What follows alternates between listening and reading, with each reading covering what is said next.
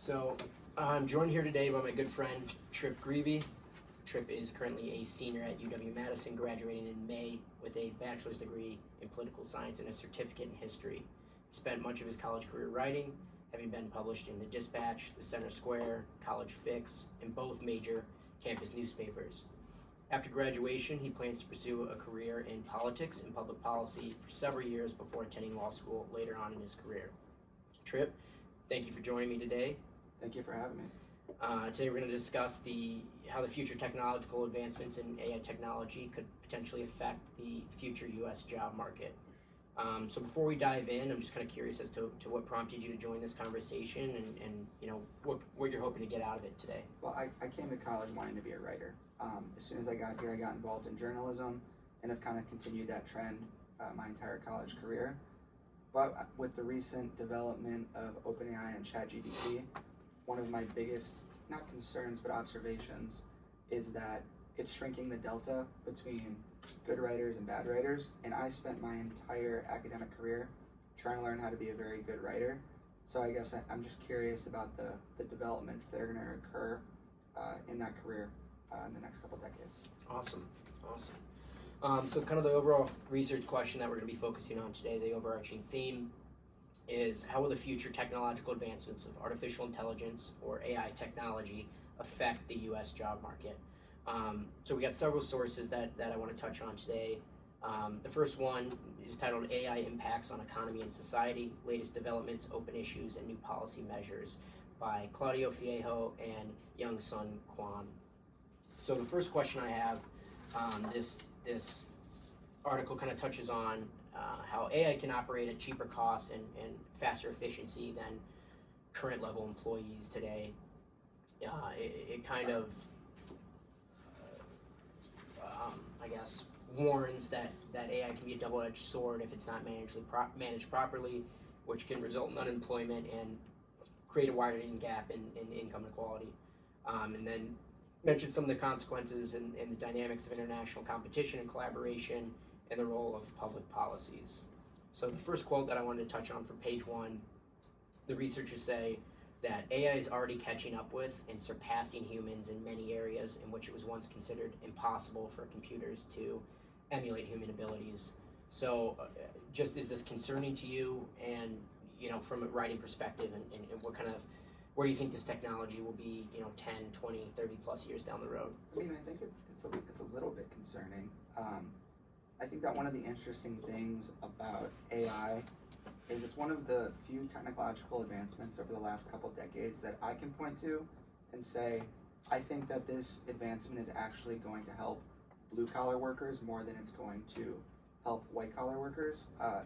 As someone who's college educated and about to be finished with my college experience, I've spent a lot of my time in school kind of learning to do all the things that AI is now just doing for people. So if you think about writing, communication skills, research skills, I came to college to learn those skills myself. Right. And now AI can just do that for me if I ask it a simple question.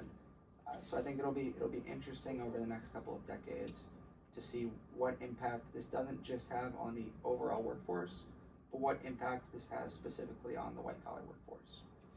I guess to kind of go off on a tangent, do you think that this will affect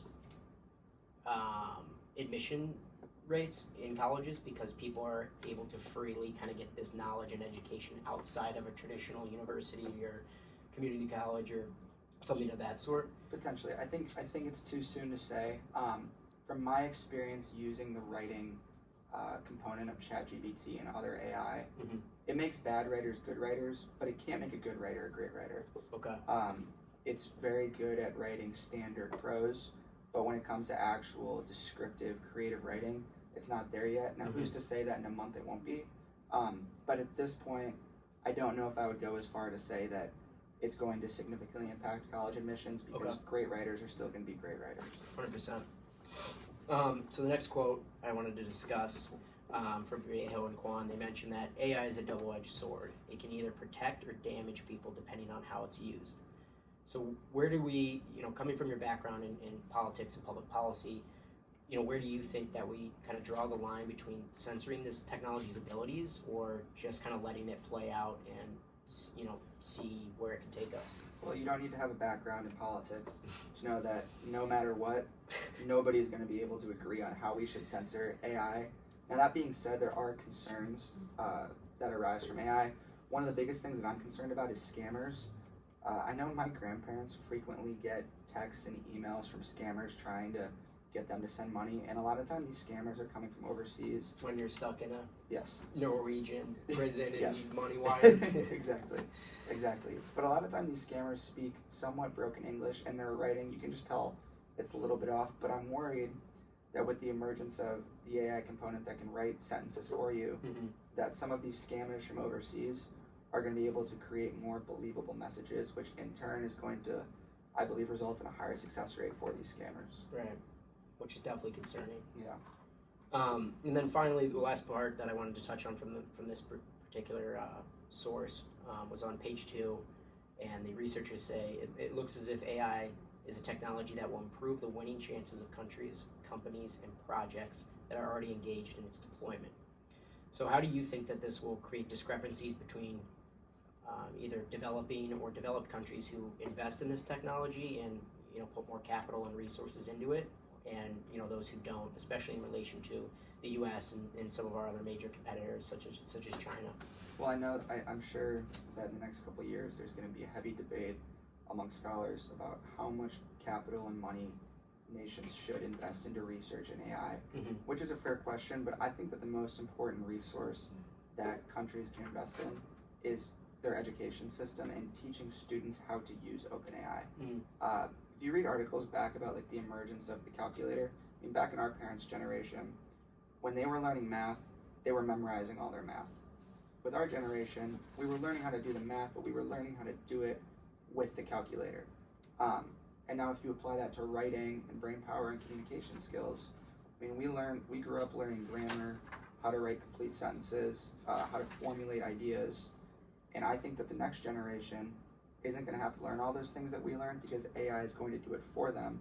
But what they're going to have to learn is how to effectively search using these engines, and I guess just adapting to the new culture of AI in general.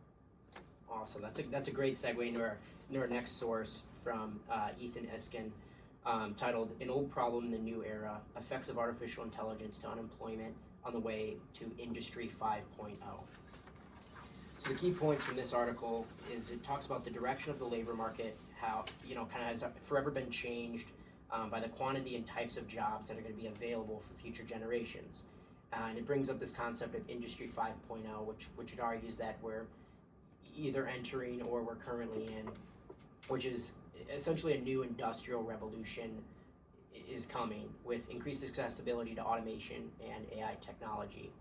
And it brings in a lot of interesting graphical representations which can be relied upon for future predictions, projections, and just kind of identifying future trends.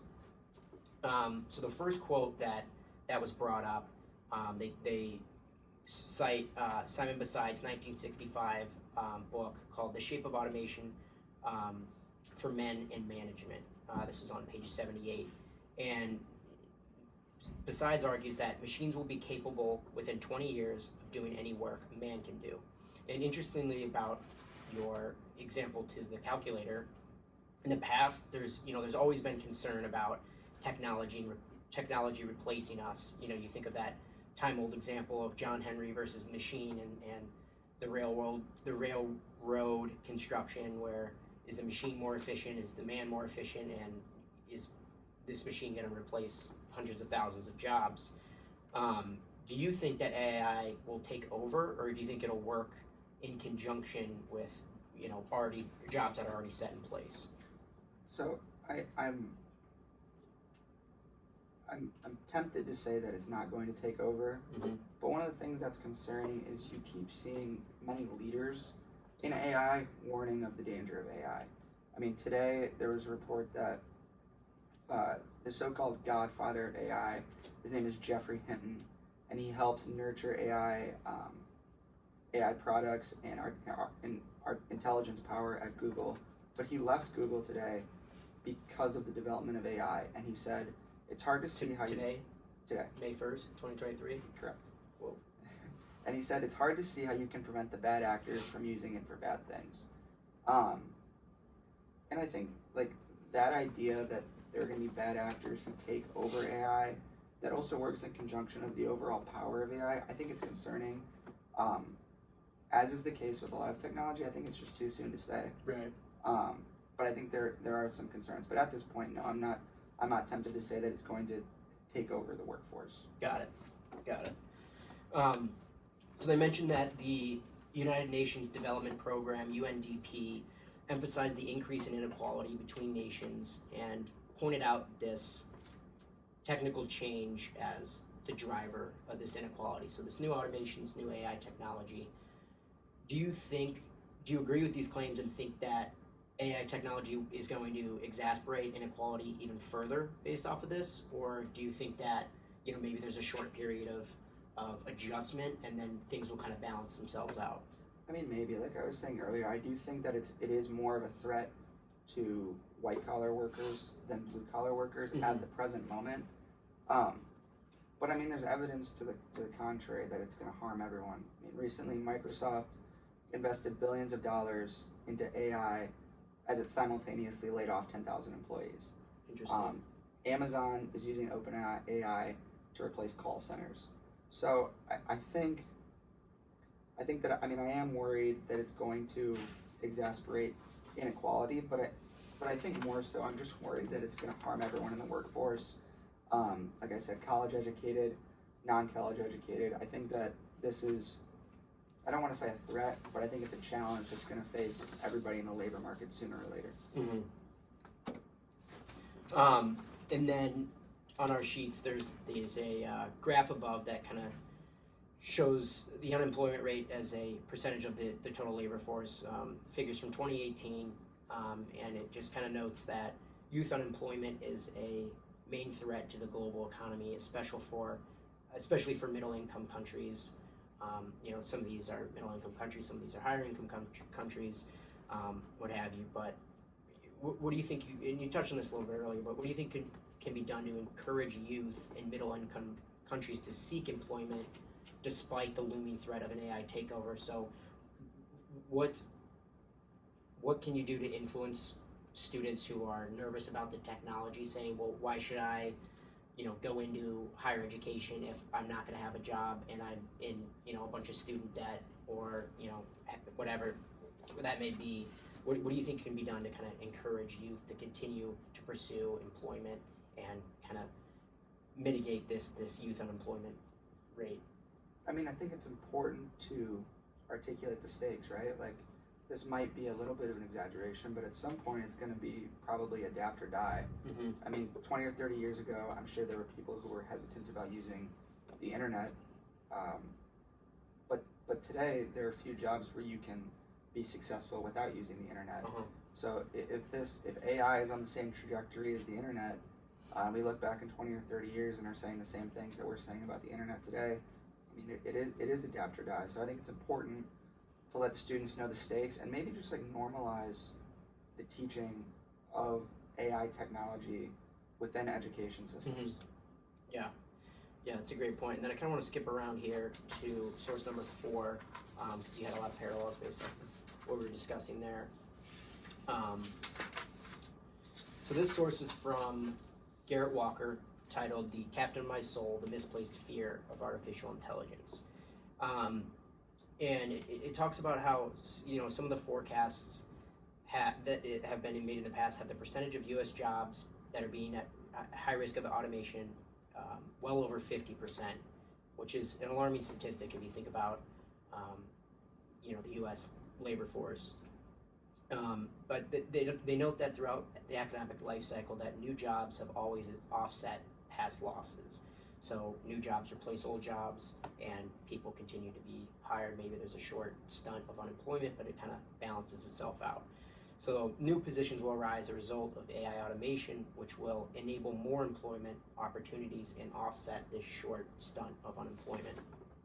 And then they note that AI technology needs to be incorporated into future businesses because the benefits far outweigh the cost, which is what you're mentioning, saying students need to be educated on this in the workforce because it's not going anywhere. So on page 8, Walker says, automation would actually jumpstart anemic productivity growth and support an aging workforce. Do you agree with this statement? Do you think that, the aging workforce is, hesitant towards change? I mean, I at least I know my parents and my grandparents are not in the workforce anymore, but my parents still are, and, they're still kind of hesitant towards change. They like the old way, if it ain't broke, don't fix it kind of mantra. But there's a lot of things a lot of weight to what you said earlier, and how it's adapt or die. This technology isn't going anywhere. So what are your kind of thoughts on that statement? I think I somewhat agree with it. I think that there needs to be more nuance. The idea that I think that when we talk about this issue, there just needs to be more nuance to it, because for someone like you or me, who's still younger, who's still receiving an education, it's a lot easier to adapt to this new technology than it would be for someone like say our parents. Right. But simultaneously, there's nothing that we can do, that the government can do, to really slow down AI production. Right. And the increase in AI. So the idea that automation would actually jumpstart anemic productivity growth and support an aging workforce, I'm skeptical of that last part, that it would support the aging workforce. Right. I'm tended to say that there's just nothing the aging workforce can do at this point. So with the aging workforce, it also might be adapt or die. But I don't know if I would go so far to say that for people who don't want to see this change, it's actually going to support them. So then would you almost go as far to say that this technology might even push out the aging workforce to, make way for newer, more tech savvy, younger generation individuals? Yes. I mean, I would agree. I don't think it's hard to imagine an older employee in a marketing firm being replaced by a younger employee who is able to navigate AI and the internet better than an older employee would. Only because, like our generation, younger employees, we've grown up learning how to use this technology, and the aging workforce just hasn't. Right. Yeah, that's a great point. So then another, important quote that I pulled from this article was, it mentions the O-ring principle, which states that new technology amplifies humans' creative skills. And it also mentions the never get enough principle, which states that humans always want more things when new technology becomes available.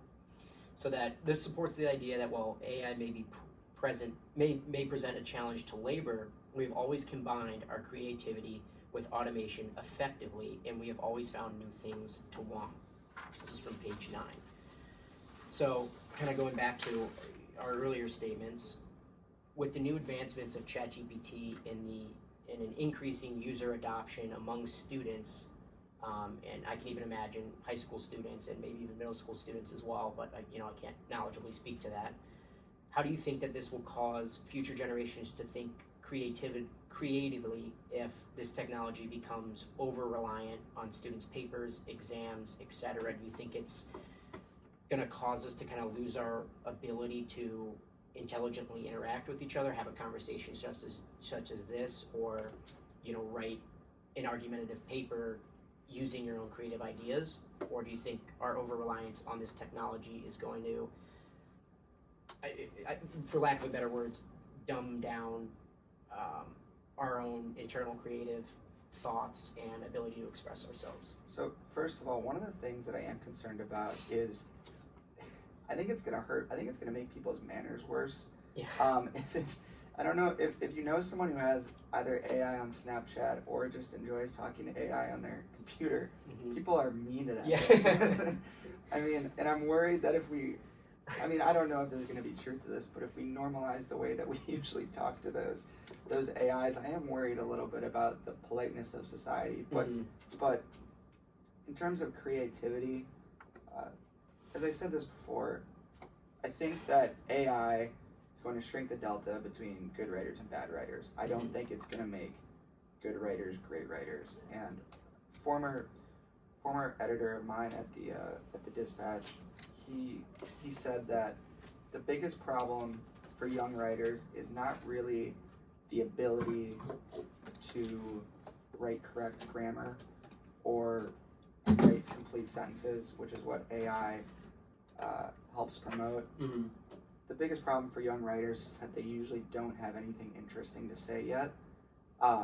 And AI is not going to teach that. I mean, AI can summarize something for you right now, and it can write it in complete sentences with good grammar. But I think that there is always going to be an emphasis on human creativity and just the independent mind. Yeah, that's a great mindset, I think, to have.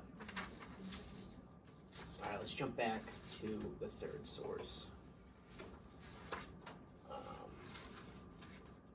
So this source by Nugent and Vo, titled "Artificial Intelligence in Unemployment and International Evidence."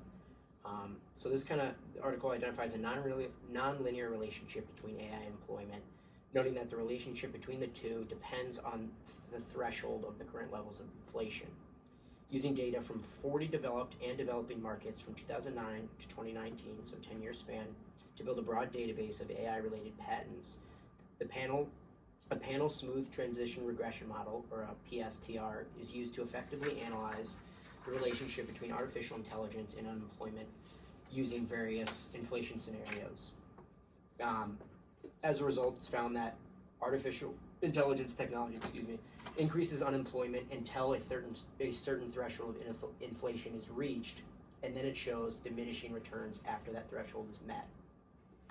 So some of the main takeaways that we can identify from this is that, it depends on the threshold of inflation, and the PSTR model kind of captures individual estimates varying amongst countries over time. So different countries and different levels of inflation were used into this calculation. So the first graph, for those who can't see it, notes the amount of applied patents and granted patents in relation to AI-related applications, and the graph below it shows developing versus developed countries, and there appears to be a slight positive relationship between the amount of patents that were applied for and if it was a developing versus a developed country. So what do you think this suggests, and how do you think that we can even the playing field, provide more opportunities, if you think we should intervene at all, between developing versus developed countries in this regard? Well, I'm hesitant to say that there should be kind of any broad stroke of government intervention here. Mm-hmm. Simply because we don't know. I mean, as much as we like to talk about it right now, we don't really know a lot about OpenAI yet. I mean, we know a little bit about its history, but we have no idea where OpenAI is going to be in 6 months. I mean, I don't know about you, but I had no idea what OpenAI really was until about 3 or 4 months ago when ChatGPT came on the scene. So I'm not sure if there's any stroke of government intervention that can help even the playing field. Like I said, I just think it's going to be incumbent upon developed and developing countries investing in their education system to teach the younger generations how to use this technology. Right. Yeah, and to your point, I mean, being that OpenAI was such a new, aspect to our college career, I'm still every day finding new features that it can do, and my roommates will say, "Oh, dude, it can ask what you want to make for dinner, and it'll give you 20 suggestions," or all this random stuff that, other than just summarize this into key points or whatever. The technology is excitingly advanced, and what we're exposed to versus what the creators have access to in Silicon Valley, and because I'm pretty sure what's out right now is just a beta version, and I can only assume that they have a much more advanced, comprehensive kind of platform that they're playing with and toying with and perfecting in Silicon Valley. So it's definitely cool to have that experience. Yeah, I mean, and we've talked a lot today about kind of the similarities between the development of OpenAI and the internet. Mm-hmm. One thing that I think is going to be important to understand though is while there was backlash to the internet, I'm skeptical that it's going to be similar to OpenAI. I think we're going to have a lot more skepticism of OpenAI simply because of the pop culture we've created around OpenAI. I mean, the idea of like Terminator is not that far off, and I mean that was like kind of a dystopian idea 20 years ago. But I think there are a lot of people around the entire world who are going to see the emergence of OpenAI and the power that it has, and just be skeptical that we're kind of going down a rabbit hole that we're not going to be able to get out of.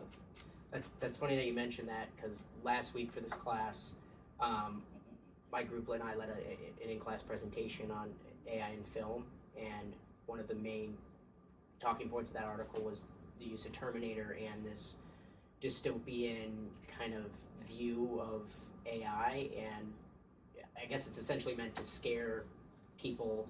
And now, Google's DeepMind is coming out with more user-friendly, childish-like depictions of AI I think, in an effort to kind of, everyone has this perception of AI based off of the film Terminator, and this is going to be like a robot takeover, and so now this newer generation is trying to like calm people's tensions about the technology by showing it with depictions of yarn and building blocks to like childlike images to kind of make it more user friendly, and it's a marketing scheme too. Obviously, they know what they're doing, but I think it's interesting how everyone's kind of still has that in the back of their mind. Like, if we let this kind of get out of hand, what does that look like? Is it Terminator? Yeah. Are they going to look exactly like humans, or are we going to at least be able to kind of keep them distinguishable, and for how long?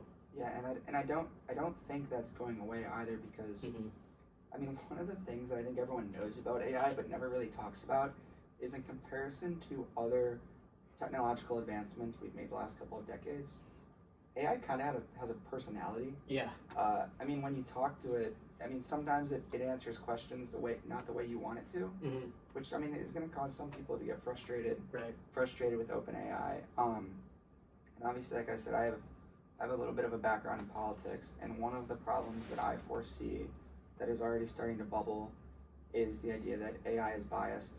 Is AI a Democrat? Is AI a Republican? And that's just going to play into the larger issues of polarization, right, in our country and in the entire world. So I mean, all these aspects that arise from AI, kind of, I mean, it's not a person, but having a personality, right, being able to interact like a human, are going to present challenges that other technological advancements have never even touched. Yeah, that's interesting. And I guess with our recent, kind of recent presidential elections and kind of that whole debacle between, Twitter and Instagram and Facebook, kind of pushing more so what you want to hear, what you want to see on your feed, on your platform, which, like you mentioned, is causing, the left to be even more polarized, causing the right to be even more polarized, and making, overall the difference between a Democrat and Republican even more polarizing, which is interesting to say. Is AI going to be censored? Who's controlling this? Is it, free speech, or is it subtly leaning us in towards a particular direction? Yeah, I mean, I can see it already kind of, I mean, the debates about government intervention are going to come soon, if they're not already here, and I can see it kind of going down a similar line of the debates that are going on in Congress right now about Section 230, which allow online platforms like Twitter and Facebook to kind of avoid government regulation for releasing, or for like serving as like a free speech and not being responsible for the speech that's on their website. And I can see the left probably wanting to increase regulation, and I can see the right probably wanting to not, or be opposed to regulation. But that being said, if one of these companies comes out and makes a political statement that is counter to the right, I can see those sides entirely flipping. Right. I can see the right wanting to regulate more and the left not wanting to regulate more. So I mean, we'll see. I think that obviously the big question at play here in AI is how it's going to affect the labor market, how it's going to affect our generation, our parents' generation, and the generation that comes after this. But like a subsidiary question that is going to need to be asked is, what's the government's role does the government have a role in regulating any of this? What do you think? I just don't know yet. Okay. I don't know the power of AI. I'm inclined to say that the government shouldn't regulate it, but I mean, who knows? I mean, it's entirely possible that in the next couple months, privacy concerns release as a result of Absolutely. AI, and that would change the entire ball game. So we'll see. Right. All right, to get back on track, Nugent Vo note on page 50, our findings indicate that artificial intelligence will first magnify unemployment, and then the unemployment rate will drop when inflation reaches a certain level or threshold. Does this suggest an adjustment to the technology and how it can be incorporated into our workforce? Or what are your thoughts on that? I don't know. I mean, it's kind of a cop-out answer, but because AI is so new, I just think there's a lot we don't know yet. And we've seen the way it's already been incorporated into our workforce. There are a lot of small business owners who have come out in strong support of AI because it helps them do simple tasks like respond to customer service emails and send out marketing emails that a larger company has people to do. But for a small business owner, I mean, that saves them hours of productivity, Right. which for some small business owners can be the difference in turning a profit versus not. So like I said, I think it's too early, but I think early indications are that it's being incorporated into our workforce to create a more productive workforce specifically for small businesses.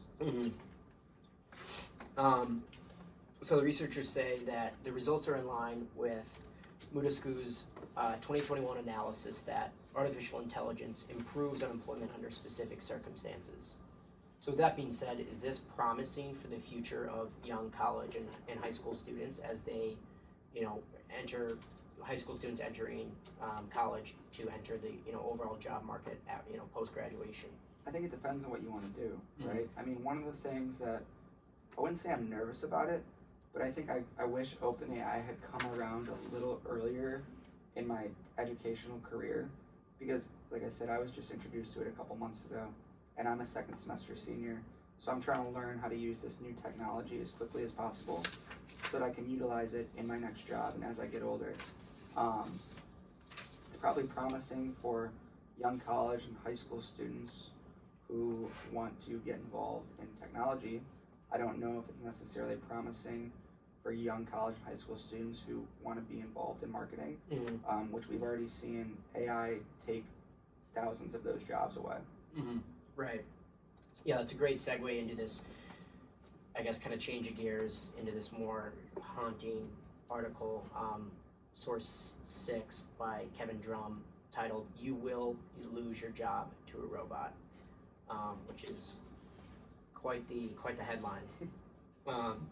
So this article presents a kind of haunting prediction citing an Oxford and Yale survey utilizing 352 AI experts and the predictions on the future of AI technology. And the answers were pretty scary, suggesting that by the year 2060, AI will be able to do all human tasks.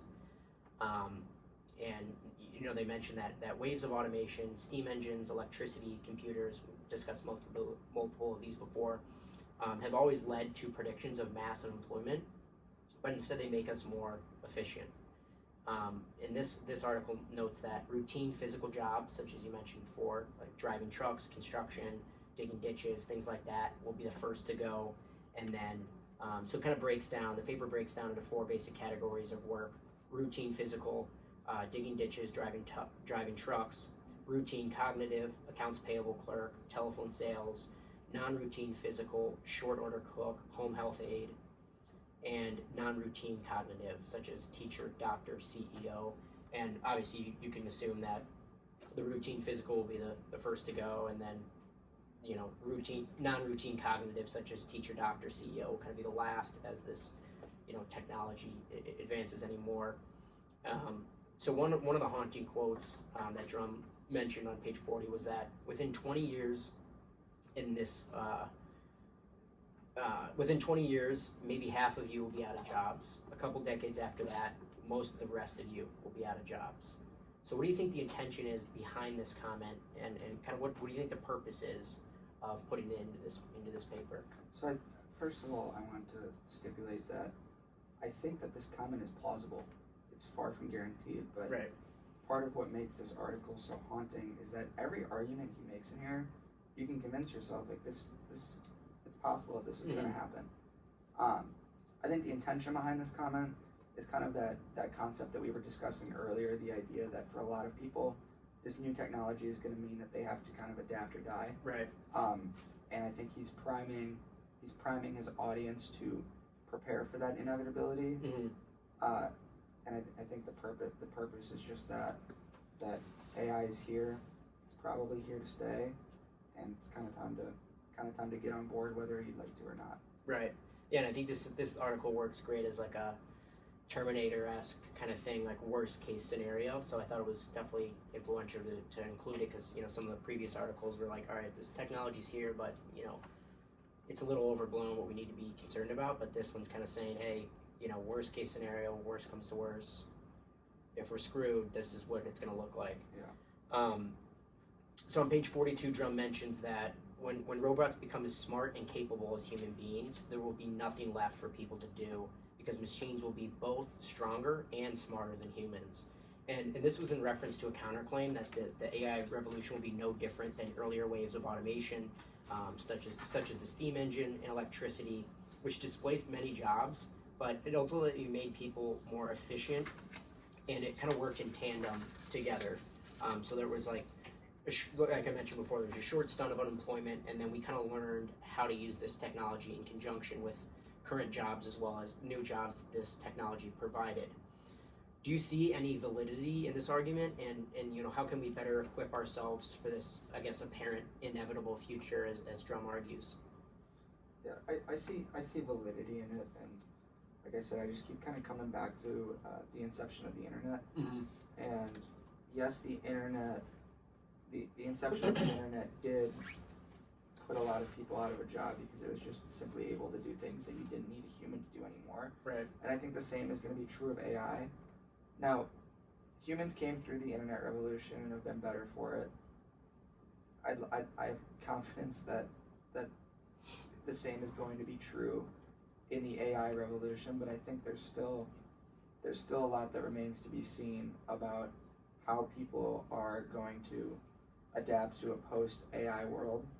And I mean, one of the things that people always bring up, and I think is interesting to think about when they talk about revolution and things that are a big deal at the time but aren't in the future, is MySpace. In the early 2000s, MySpace was a really, really big deal. And granted, it wasn't the same automation revolution that AI is, but I think it's a good example of something new coming onto the scene. Right. People thinking it'll be there forever, influence their lives forever, and then all of a sudden it's gone. Or it's just so integrated into our lives that we don't even notice it's a problem anymore. Right. So I think, AI is going to go one of two directions. It's either going to be catastrophic or it's going to be revolutionary. I don't really think that there's going to be an in-between, but obviously I hope it's revolutionary. Yeah. I'm sure we all. All right, let's take a short break before diving into our seventh and final source by Anakopo et al., titled "The Effect of Automation on Unemployment: The Case of Southern Africa." Okay, after this short break, it's a great time to hear from our sponsors, Mocha Coffee, fueling students, studying, and Zin pouches as well, keeping students focused and locked in conjunction with Mocha Coffee. Not actually our sponsors, but as the platform But grows, they should be. They should be. We will see. All right, let's finish this off with source 7, Anakopo et al., effective automation on unemployment, the case of Southern Africa. So this artifact describes our current economic situation as the fourth industrial revolution. And it acts as an effort to establish a statistical relationship between automation and unemployment in developing countries, particularly where unemployment is high. And it looks at the case study of South Africa to determine the relationship, and it reveals that there actually is a significant positive relationship between automation and the unemployment rate. And the researchers recommend that investment in learning and skill development training aimed at making individuals more competitive with regard to automation be pursued to increase the prospect of unemployment. Which you mentioned before already, so you might have some thoughts on this as well. So throughout this study, it was identified that there was a significant positive relationship between automation and unemployment rate in developing countries. So what takeaways do you think the U.S. and other developed countries can use from the case study of South Africa to kind of better educate their employees for this fourth industrial revolution? I think it's important to just stipulate and make sure that we understand one of the most important purposes of an employee is to be productive and to be good at their job. And I think too many times we just aren't straight up enough with employees about that. Right. And I think that when we're having conversations with the upcoming workforce and the current workforce about why AI is important, you need to tell them that it's going to increase your productivity and in turn make you a better employee and help your company or wherever you're working. So I think that with a topic that's kind of confusing, such as AI, I mean, a lot of people, unless you're a nerd like us who's sitting down and doing a podcast about it, you don't know a lot about AI. It's going to be important for employers to communicate the importance of investment in AI, and obviously in turn, like we touched on earlier, it's going to be even more important for educators to properly teach students and the upcoming generation how to use this system and use this automation to be a more productive member of society and hopefully a more productive employee when they get older. Yeah. So not to get too off track, but what you stated kind of speaks well to the fifth source by Ganglu Zhu and Ming Zhu, titled "Unemployment Risk Perception and Knowledge Hiding Under the Disruption of Artificial Intelligence Transformation." So sorry to jump around, but this is just worked well with the conversation. So knowledge hiding refers to, this is from page 2 of their article, knowledge hiding refers to people's attempts to hide or conceal knowledge desired by other members of the organization, such as information, ideas, and work experience. What you mentioned, educating employees about how AI is going to be used in conjunction with their job is kind of what you want to see from this point of view. And knowledge hiding comes from the employer, and the employees are kind of left in the dark and don't really know what to expect. So this actually appeared to be really strongly related to unemployment risk perception, more so than AI advancements. So what scares you more as you enter the workforce following graduation? Is it employers not being completely honest with where this technology is going to go, or is it more so you're a little scared about where this technology might take you? So I'm not nervous about employers not being straight up about where this technology is going to go, because the truth is I don't think employers know where this technology is going to go. In the short term, I'm not worried about anything, but I am looking at the aging workforce and how this might affect them. And I'm looking 20 or 30 years down the line, and I'm thinking, like, what technological advancement is going to come to fruition when I'm 40, when I'm 50, when I'm not quite ready to retire but getting there, that I'm going to have to adapt on the fly. And I think just to have that basic understanding now, that there's going to become a point in my career where, for me, it's going to be adapt or die. Right. And I have to, just the ability to be able to recognize that, to know that someday I'm going to have to do that. 100%. So jumping back into Anakopo et al.'s article, the case of Southern Africa, the researchers suggest that investment in learning and skill development training aimed at making individuals more competitive with regard to automation be pursued to increase the prospect of unemployment, page 516. What form do you think this investment in training will take?